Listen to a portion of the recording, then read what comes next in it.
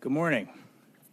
Today I'm pleased to present the Government of Alberta's 2023-2024 first quarter fiscal update and economic statement.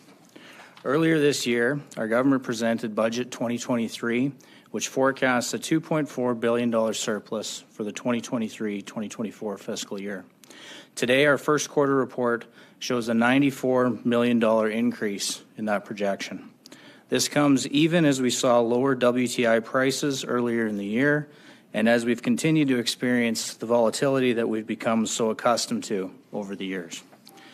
Our positive numbers today are a testament to the resilience we continue to build in the province's finances and in Alberta's economy as we retain our position as the economic engine of Canada. Over the first quarter of the fiscal year, the price of West Texas Intermediate oil averaged significantly lower than our Budget 2023 projection. We're now forecasting $75 per barrel for this fiscal year, which is $4 less than the $79 we forecasted budget as a result of weakness in the first 3 months of the year. We know how much lower WTI prices can affect our bottom line, which is why it's encouraging to see that prices today, as they've been in recent weeks, are once again above our budget projection. But it's also the reason this government has taken action to implement a responsible fiscal framework that will help guide decision-making to manage volatility. Alberta's economic growth remains on track, and as we see this reflected in our updated revenue forecast for the year. Our revenue forecast for 23-24 has increased to $71.1 billion, a $491 million jump that's being driven by significant increases in both personal and corporate income tax revenue. Our strong population growth and low-cost, low-tax, business-friendly environment are driving a projected $1.5 billion income tax revenue increase and spurring the job creation and innovation that's driving Alberta's nation-leading economic performance. Of our total revenue, corporate income tax for the year is now forecast at $6.8 billion, an $889 million increase from budget. It's worth pointing out that we're achieving that number with the lowest corporate income tax rate in the country by a wide margin. Bitumen royalties are projected to increase by $515 million in 23-24. However, overall resource revenue is projected to decrease by $694 million from the budget forecast. That's mainly due to natural gas royalties that we're now forecasting to be lower as a result of a number of factors, such as weaker prices and the impact of wildfires. Our revenues are also benefiting from a narrower light-heavy differential than what was expected at budget. The government's revenue is very sensitive to oil prices. A $1 change in the light-heavy differential can impact Alberta's budget by upwards of $600 million. In budget, we forecast the light-heavy differential for 23-24 at $19.50 per barrel.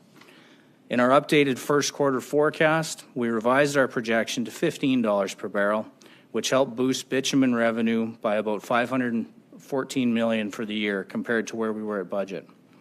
We promised Albertans they would continue to save at the pumps for the rest of the year, and we kept that promise by extending the pause on the provincial fuel tax back in June.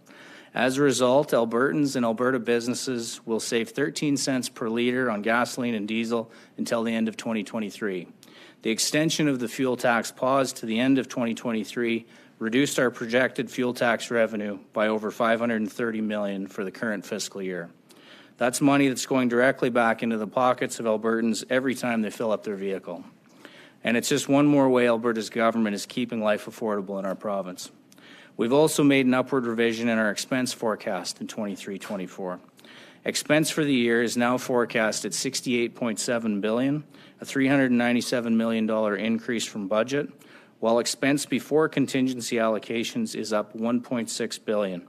The net $397 million increase to total expense is directly offset by increases to revenue. Our updated forecast reflects a preliminary allocation of $1.2 billion from the contingency. In total, about $323 million of the 2023-2024 contingency remains unallocated. The unprecedented wildfire season in the province prompted Alberta's government to act swiftly and responsibly to ensure the safety of Albertans in affected areas. The government has allocated $750 million from the contingency to fight wildfires in the province this year. We have spent $514 million to date on wildfire pre-suppression and response, but the total cost to be $750 million by the end of the year. We've also allocated $175 million for uninsurable losses, $75 million of which is expected to be covered by the federal government, and $55 million mainly for emergency evacuation payments. We recognize the impact these fires have had, not just on Albertans' lives, but on their homes, their businesses, and their communities. We remain prepared to provide support to those affected on an ongoing basis. In addition to disaster and emergency expense increases, operating expense has increased by $179 million. The largest increases in operating expense are $47 million in advanced education for post-secondary institutions to access their operating reserves and for apprenticeship seat expansion, and $214 million in health for family health teams, health workforce backlog, and modernizing health systems, fully offset by federal revenue from the proposed bilateral agreement. The updated operating expense forecast also includes a $129 million decrease due to lower than expected uptake of affordability payments. Capital grants have increased by $170 million compared to budget as a result of moving unspent funds from last year into the current, as well as new funding for the Lethbridge County water line expansion and flood mitigation projects. Debt servicing costs are up $245 million from budget as a result of higher borrowing rates. Alberta's unique economic and revenue volatility has created budgeting challenges for much of our great province's history. Increasing spending every time we enter another boom and bust cycle is simply not sustainable, which is why this government is securing Alberta's future through a new fiscal framework. It's now in effect to mandate responsible fiscal management while still providing flexibility to meet Albertans' evolving needs both now and in the future. We are fulfilling two important aspects of the fiscal framework with this fiscal update: balancing the budget and limiting in-year expense growth. The new fiscal framework also requires the government to allocate half of any available surplus cash toward paying off maturing debt. We're now forecast to eliminate $2.6 billion in taxpayer-supported debt this year. After we've made our required debt repayment, the remaining surplus cash will go into the Alberta Fund, where it will be used to support Alberta's fiscal priorities. As you'll remember, money in the Alberta Fund can be used for three purposes: paying down more debt, building the Alberta Heritage Savings Trust Fund, and supporting Albertans through one-time initiatives that don't permanently increase government spending. As of the first quarter update, our allocation to the Alberta Fund for 23-24 is projected at $2.6 billion. This is a forecast and subject to change as the year unfolds. I'll be working closely with the Premier and my colleagues in Cabinet to determine the most prudent, responsible, and effective use of the Alberta Fund allocation. The Alberta Heritage Savings Trust Fund performed well during the 23-24 first quarter, building stability for Albertans and future generations. In the first quarter alone, the fund earned a 2% return with a net investment income of $739 million.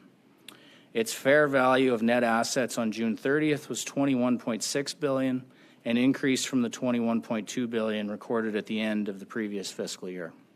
The Heritage Fund is Alberta's long-term savings account, and we're committed to growing it.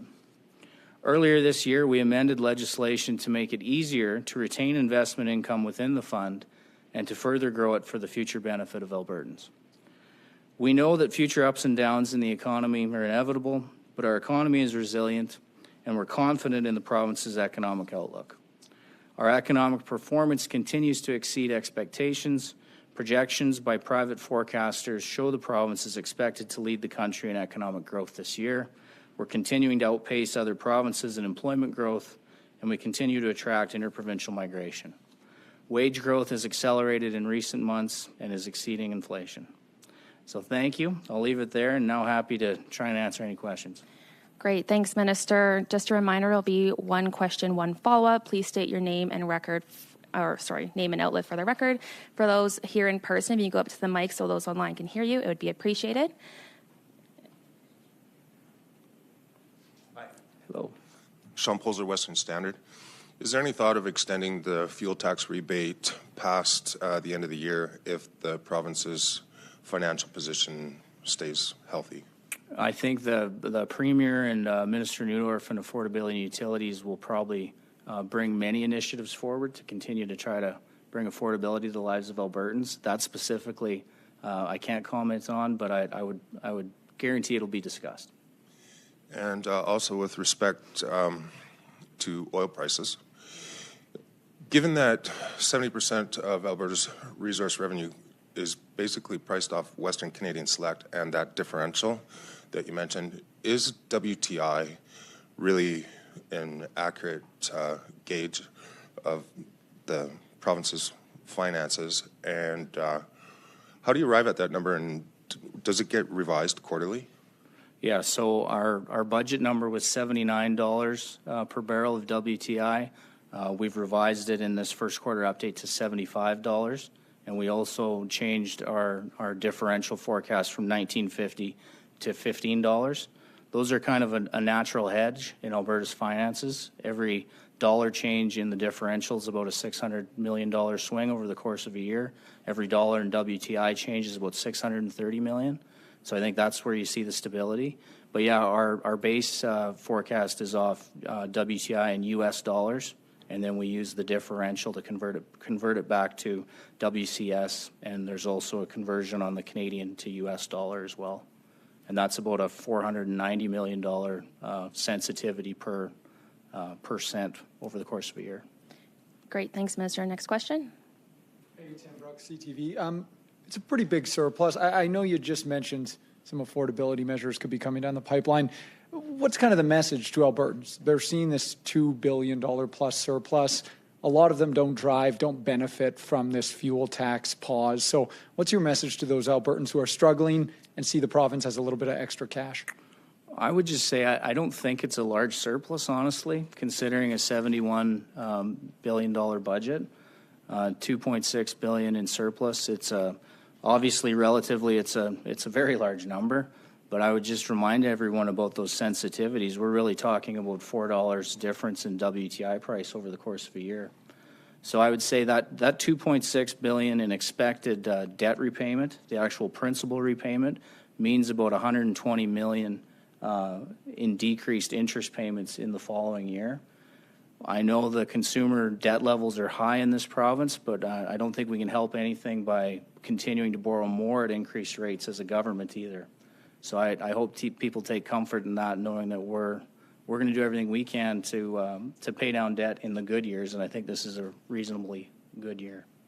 Has there been any discussion about how to use that Alberta fund specifically? I know there's some talk of projects that it could go to, but what can people realistically expect? Because that, again, is going to have a hefty lump in it.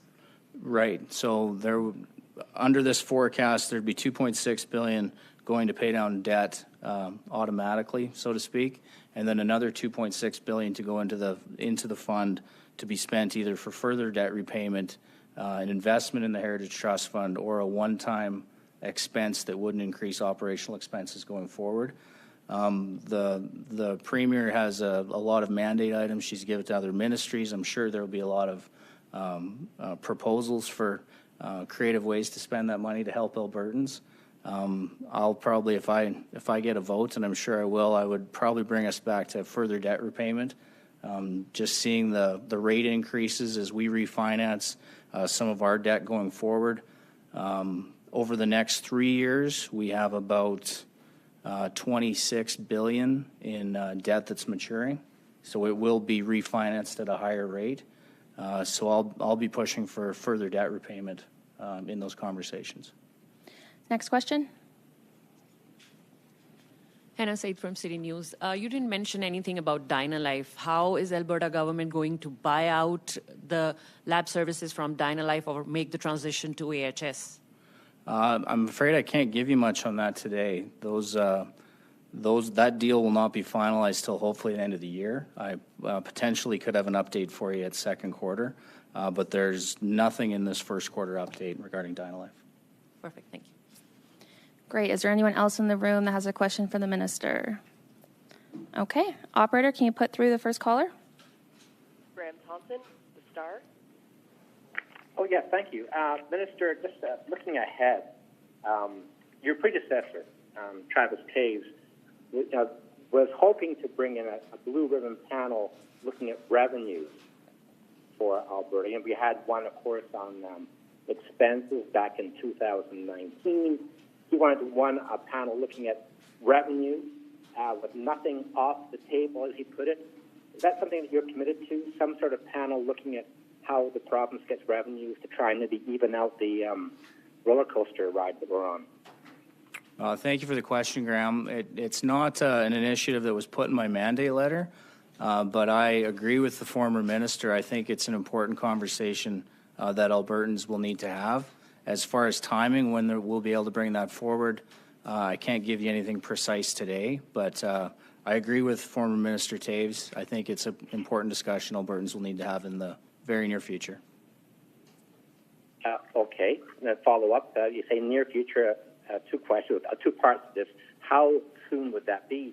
And would you, like the previous minister, finance minister, look at everything on the table, including potentially a provincial sales tax? Well, I think I'd let the panel, determine where they take it. But yeah, I think everything's always on the table for the province's finances. I think it's important in this year. This is our first year dealing with the actual fiscal rules that we legislated, when we can see pressures already in the first year on the contingency limit, for example. So I think it's important we get through some time with the rules we put on the expense side. But I very much would welcome any kind of a conversation with Albertans on our revenue structure. Operator, next question. Kyle Moore, Kicks FM. Hi there, Minister Horner. My first question here is, of course, you did briefly touch on it there, but there were some certainly effects on this economy with the fires that we saw, particularly here in northern Alberta, whether it be communities getting evacuated for periods of time or damage done to forestry, agriculture, those kinds of things. What kind of things is the province looking to do to help with kind of some of these sort of affected areas with regards to the economy, helping them recover from what happened with the fires this year? Yes, thank you for the question. It's been an unprecedented fire year, and that directly corresponds with the issues we're having with our contingency. About $980 million of the $1.5 billion contingency has either been spent or is earmarked for wildfire. $750 million in pre-suppression and response for wildfire. That's in years past, they may have just shown the actual money spent at a first quarter report like this. To the end of last month, we'd spent about $514 million on wildfire. We've earmarked it and left some room out to $750 to get us to the end of the season. And there's $175 million in the disaster response program provincially. We think we may get up to $75 million of that back from the federal government over time, and then another $55 million almost entirely to support evacuees through evacuation payments through the Housing and Community Social Services Ministry. Great. Kyle, do you have a follow-up? Yes, and as a follow-up to that, you mentioned earlier about, we have a little bit of a surplus in this sort of update here. How can this help with some helping more of the economies in rural areas? How can that sort of help them? Well, I think it helps every Albertan.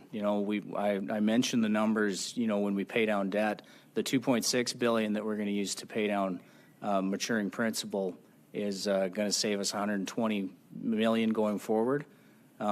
If you notice in the report, at budget, our debt carrying costs were about $2.85 billion at budget, and now they're over $3 billion, and that's simply the effect of higher interest rates when we refinance. So that helps every Albertan, whether you're in rural Alberta or urban, and that's the big picture. Great. Operator, next question. Chris Barco, Calgary Herald. Hi, Minister. You mentioned that Alberta has trimmed its oil and gas price forecast for the year, but it has also increased the expected growth rate in the economy for this year. what role has the population growth played in this and in the government finances improving? And how sustainable is that growth in the coming year? Thank you for the question. Yeah, so we've seen increases in our expectations both for personal income tax and corporate income tax to the tune of about $1.4 billion, if I'm correct, over budget. The personal income tax, that's almost entirely tied to the surging population numbers, and the corporate income tax is kind of a cascading effect from last year's very, very high corporate income tax numbers. We have population growth pegged at about 4.4% as of right now. That's a very, very high number. I know our economists within the department have a hard time believing it, but we're seeing, strong not only immigration but interprovincial migration and a lot of Ukrainian refugees, putting a lot of adding to that number in a big way. So I'd say we expect, if the 4.4% increase number proves accurate, we expect that to come down substantially next year to around 2.3%. But those numbers are all as accurate as they can be at this time. Do you have a follow-up, Chris? Yes. Is there any concern that Alberta is beginning to lose some of its affordability advantage when we're seeing some of the housing prices go up and some of the inflationary rates relative to other provinces? Yeah, I think that was, that's inevitable. We had an Alberta's Calling campaign. We tried to really leverage our affordability to encourage people to come make a home in Alberta. And over time, that will change, no doubt. But like I said at the annual report, if you're going to be a low tax jurisdiction, you have to want to be a pro growth jurisdiction, and you have to welcome those challenges. They're good challenges. Looks like a great opportunity in the housing sector. Operator, next question.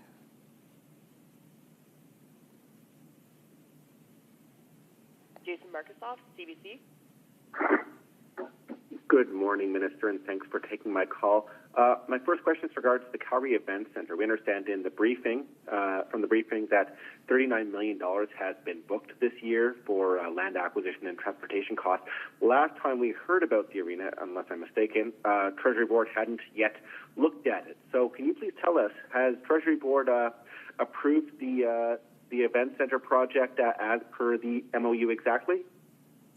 So you're correct. I believe it's $39 million and change in new capital grants under transportation for site prep and land acquisition. I believe around the underpass or the Rivers District, new infrastructure overall.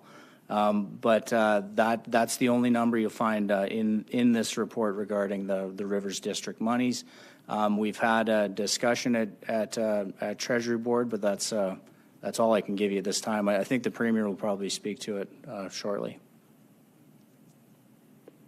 Thank you. The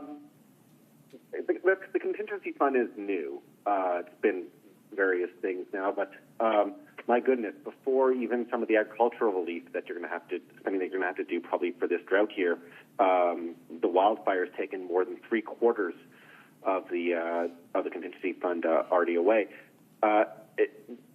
Do you guys need a bigger contingency fund than you have in Alberta? Well, potentially. I think that's definitely going to be something that we're going to look at. We're going to learn a lot from this year. If you're going to use 2/3 of it on disasters, it doesn't leave much else for the year-to-year, in-year changes. So it's something we'll definitely look at. I think there's also opportunity to maybe increase some other budgets. In forestry, for example, maybe we can look at that through the budget deliberations. Maybe that should be a higher number. But yeah, it's not lost on us. The $175 million DRP. We were looking at some historical numbers. It is big. It's not the biggest we've had. I think it's the 4th largest in the last decade, going back to the 2013 floods and 2016 floods as well were both higher. But No, you're not. You're not wrong. It's a substantial number, and it puts a lot of pressure on that fiscal rule, and it will be a challenge in this year for sure. Thanks, operator. Next question. Catherine Grgowski, Alberta Today. Well, thanks for taking our questions. And I was also going to ask about this contingency fund. Part of it was just the uninsurable losses, and I'm wondering, as you do review that amount that's in the contingency fund, are you having conversations with insurance companies to look at what is covered? Are you looking at adjusting the base based on increasing frequency and severity of natural disasters? What's going to go into that look at the amount in the contingency fund? No, thank you for the question. I'm sure there'll be a lot of analysis and looking backwards. Like I just said in the previous answer, this was the fourth largest DRP in the last 10 years, so not totally unheard of. I believe the floods in 2013, it was a $1.4 billion DRP compared to $175 million this time around. But the question's valid. I think all these conversations will be had in real time, and we'll have to have them with our departments and look at what other jurisdictions are doing, and I'm sure as well as the insurance industry. Follow up, Catherine? Yeah, and back to the population growth. I know it's good. It drives the economy. There's a lot more people employed in services that we need, but there's also a lot more need on our services and infrastructure. But you said we're not going back to those times where we spend during the boom time. So what is it going to look like?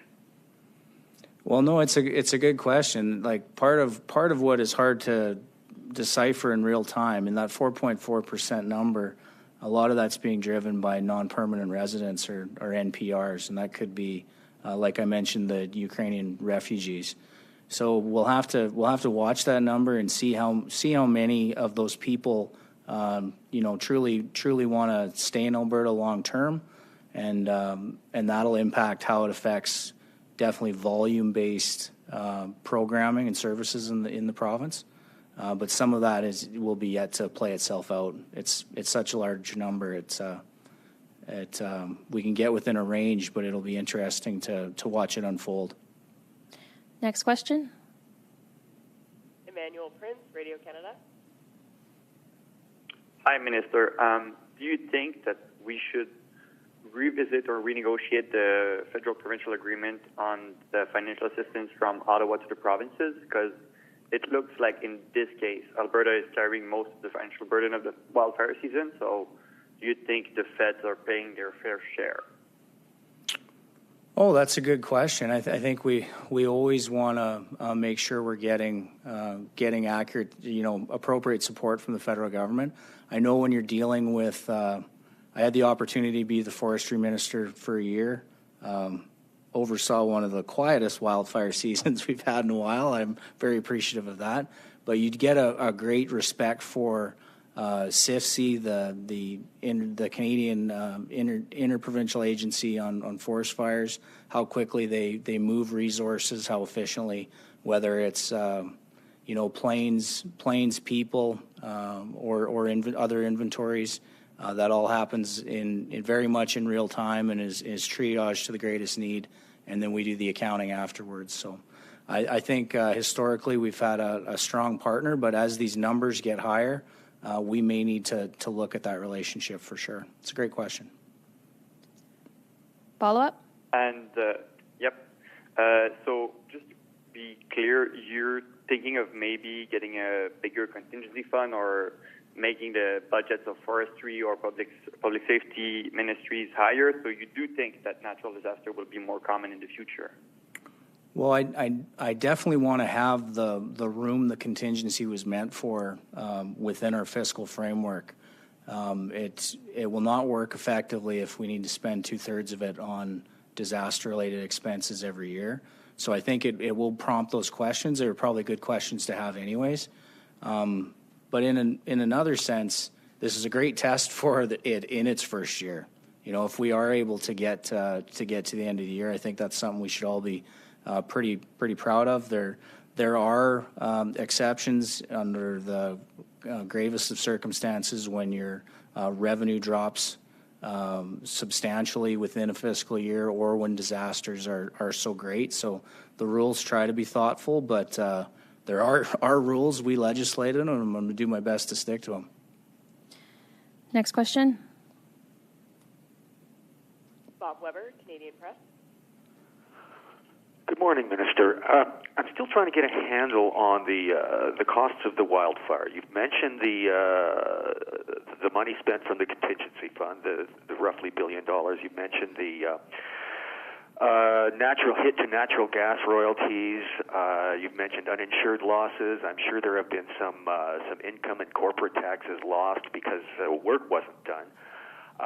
First question is, does your government have an overall figure for the combined impact of the season's wildfires on the Alberta budget?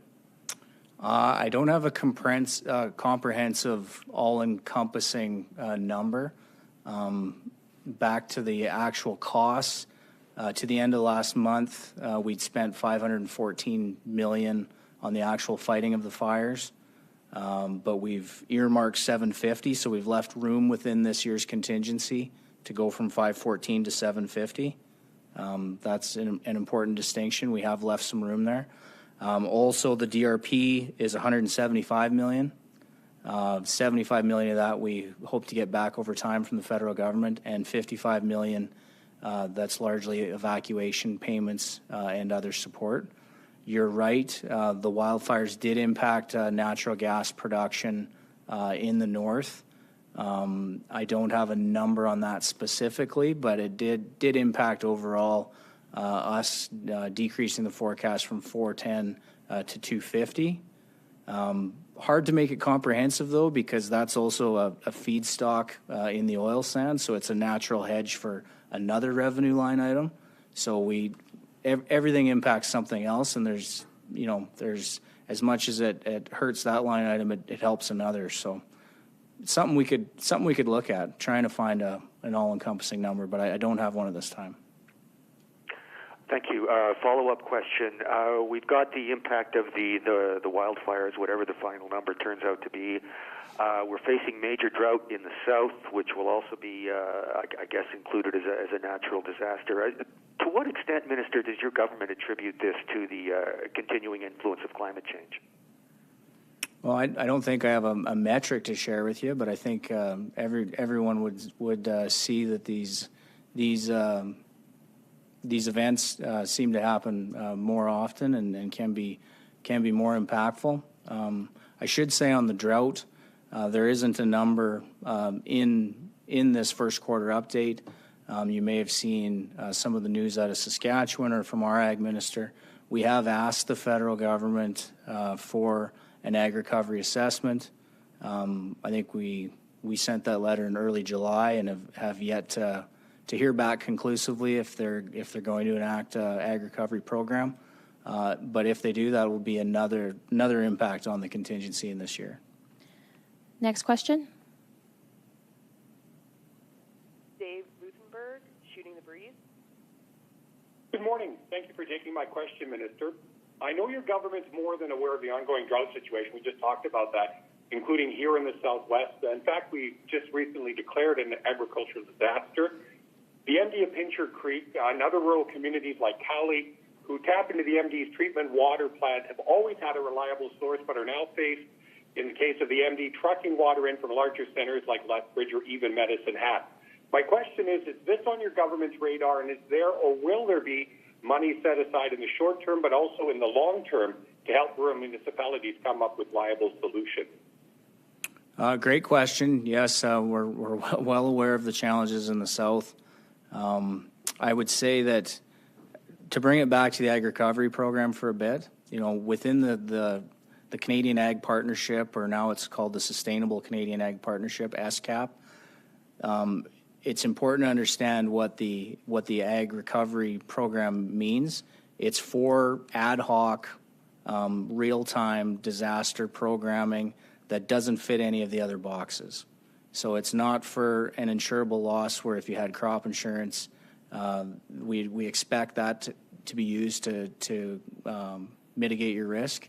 But in circumstances like the drought in 2021, we enacted the program. The program can be made specifically for the crisis you're dealing with, and it has a 60-40 cost shared nature between the 60% by the feds, 40% by the province. So we do try to enact that first. I think it's there for a reason, and that federal support's there for a reason. Saskatchewan's mentioned that they're going to move forward with their share regardless of what the feds do. That's a conversation we haven't had yet. We're still hopeful the feds will want to back us and support us.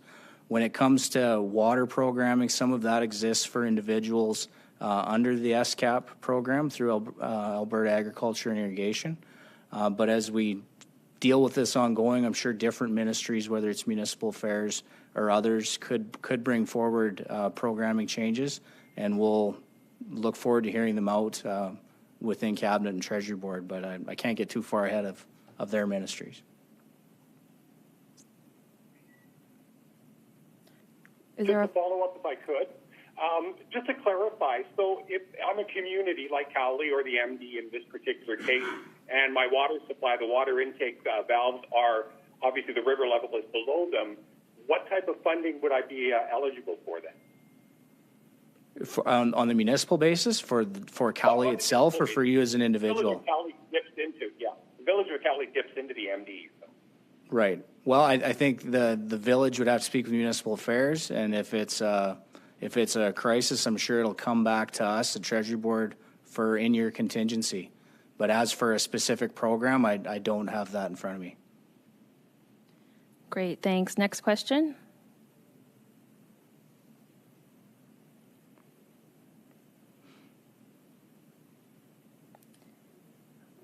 Chris Varco, Calgary Herald. Minister, the report notes that the Alberta Petroleum Marketing Commission reported a net loss of $594 million in the first quarter. Are you concerned about the ongoing losses at the Sturgeon refinery? And if so, what steps is your government taking with your partners to try and minimize those losses? Thank you, Chris. Yeah, it's a good question. So the Sturgeon refinery is forecasting some large losses. I think of that $494 million, I think $551 million is attributed to Sturgeon alone. So combination of things. They were projecting a good year. They did a lot of maintenance in the previous fiscal year, so they're expecting to have smooth running operations. What this is a combination of is lower diesel prices, which is the product they create, and higher bitumen, which is their feedstock due to the differential being different than forecast. So I would say that you're not wrong. A lot of those decisions can't be undone about Sturgeon, but I wouldn't predict diesel to always be below forecast or bitumen to be high. And like I said before, there's a lot of these natural hedges within our revenue and expense side. Obviously, bitumen being high hurts Sturgeon, but it helps us in a different line item. There was a large write-down on Sturgeon a couple of years ago and a change to the operational structure, which I think definitely was beneficial going forward for the government of Alberta and Albertans. But it's something we'll watch, but we can't change what it uses as feedstock and what it creates. And just to follow up, Minister, how confident are you that the Sturgeon refinery is going to turn around and generate a profit for the province? I think it will. I think it'll always depend on where the differential's at, where the cost of diesel is. It did go through some periods of being cash positive not long ago, so definitely hopeful that we see more of that. And it's hard to really put a number on the value of creating that diesel locally too. It does have other advantages to the Alberta economy. Operator, is there another question on the line?